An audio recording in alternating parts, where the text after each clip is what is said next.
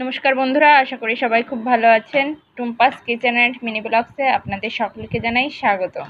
শিং মাছ আপনারা অনেকেই অনেকভাবে রান্না করে খেয়ে থাকেন, তবে একবার এভাবে রান্না করে দেখবেন, স্বাদ হবে সম্পূর্ণ আলাদা এবং খেতে খুবই টেস্টি হবে। চলুন তাহলে দেখে নেওয়া যাক কিভাবে আমি শিং মাছ রান্না করি। প্রথমেই কড়াইয়ে দিয়ে দিলাম পরিমাণ মতো তেল। এখন শিং মাছ কেটে পরিষ্কার করে ধুয়ে তারপর লবণ হলুদ মাখিয়ে নিয়েছি। এখন আমি মাছগুলো ভেজে নেব।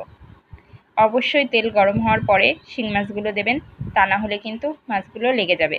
অনেকেই মাছ ভাজি করতে পারেন না, কড়াইতে লেগে যায়। তেলটা একটু ভালোভাবে গরম করে নেবেন, তাহলে দেখবেন মাছগুলো লেগে যাবে না।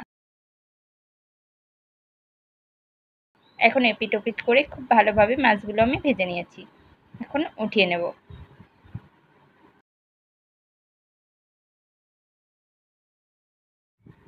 এখন এই তেলের উপর দিয়ে দেব গোটা জিরে। এখন দেব কিছু পেঁয়াজ কুচি। পেঁয়াজটা আমি হালকা ভেজে নেব, যেন পেঁয়াজের কাঁচা গন্ধ চলে যায়। বন্ধুরা, অনেকেই অনেকভাবে এই শিং মাছ রান্না করে খেয়ে থাকেন, তবে একবার এভাবে ট্রাই করবেন, দেখবেন অতিথি আপ্যায়ন কিংবা আপনারা বাসায় খেতে অপূর্ব লাগবে এবং সবাই খেতে খুব পছন্দ করবে। এখন এখানে দিয়ে দিলাম অল্প পরিমাণ রসুন বাটা এবং আদা বাটা। এখন সব কিছু একটু ভালোভাবে মিশিয়ে নেব এবং হালকা ভেজে নেব।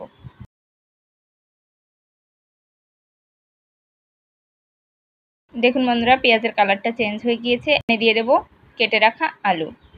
আজ আমি এই শিং মাছটা আলু দিয়ে রান্না করব এবং এই প্রসেসে রান্না করব। আপনারা ঠিক এভাবেই রান্না করবেন, দেখবেন খেতে খুব ভালো লাগবে।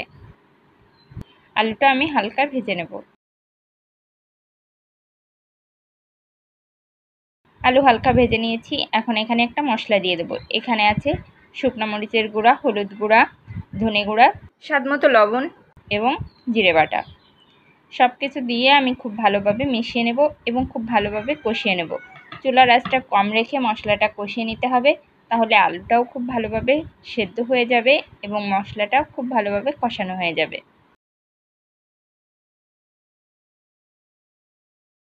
দেখুন বন্ধুরা, তেল ছেড়ে দিয়েছে এবং মশলাটা খুব ভালোভাবে কষানো হয়ে গিয়েছে এবং আলুটাও অনেকটাই সেদ্ধ হয়ে গিয়েছে।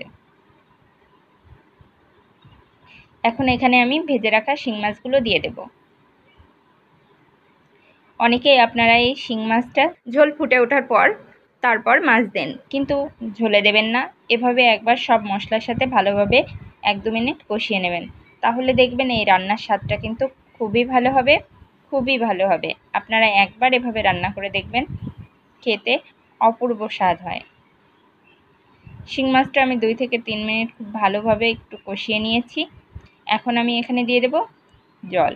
আপনারা এখানে চাইলে গরম জলও ব্যবহার করতে পারেন, আবার নর্মাল জলও দিতে পারেন।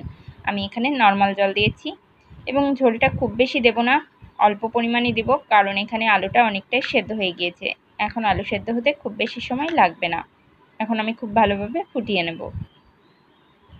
দেখুন বন্ধুরা, খুব ভালোভাবে ফুটিয়ে নিয়েছি এবং ঝোলটাও অনেকটাই কমিয়ে নিয়েছি। এখন এখানে অল্প পরিমাণ গরম মশলা গুঁড়ো এবং কিছুটা ধনেপাতা কুচি দিয়ে দেব।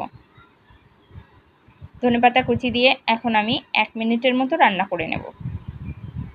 এখন খুব বেশি সময় রান্না করার দরকার নেই এবং ঝোলটা খুব বেশি শুকনো করে ফেলবেন না, তাহলে কিন্তু একদমই শুকনো শুকনো হয়ে যাবে।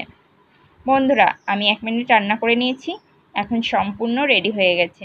এখন আমি নামিয়ে নেব। গরম ভাতের সাথে এই শিং মাছের ঝোল খেলে আর কিছুই লাগবে না। ভিডিওটি ভালো লাগলে অবশ্যই লাইক, কমেন্ট, শেয়ার করবেন।